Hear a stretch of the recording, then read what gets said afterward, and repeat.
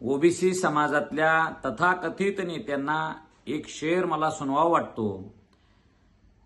कांच के घर में रहने वाले दूसरों के घर पर पत्थर फेका नहीं करते, ह्या म्हणीची आठवण तुम्हाला आता यायला पाहिजे आणि येणार आहे। 23 मार्च 1994चा GR हा अनधिकृत आहे, ही मागणी गेल्या काही वर्षापासून आम्ही लावून धरलेली आहे। काल मनोजदादांनी सुद्धा त्या मागणीचा उल्लेख दसऱ्याच्या मेळाव्यात केला, त्यानंतर हॉस्पिटलमधून केला आणि ओबीसीच्या नेत्यांना आता जातीय सलोखा, जातीय दुरावा असं दिसायला लागलेलं आहे। का बाबा, तुम्ही ओबीसी आरक्षण मंत्रिमंडळातल्या पहिल्या उपसमितीच्या बैठकीमध्ये तुम्ही मराठा जातीतल्या लोकांनी अनधिकृत पद्धतीने कुणबी नोंदी काढल्यात अशी मागणी केली। पंकजाताई तर म्हणाल्या की त्याची श्वेतपत्रिका काढा, असं इथंपर्यंत पंकजाताईची मजल गेली।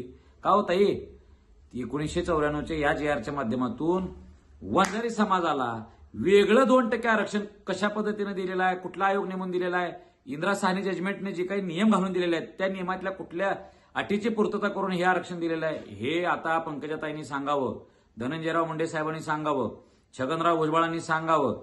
मराठा जातीतल्या एक दोघांनी जर कोणी खाडाखोड केलेला असेल तर आम्ही त्या गोष्टीचा विरोधच केला, आम्ही म्हटलं की याचं समर्थन करणार नाही।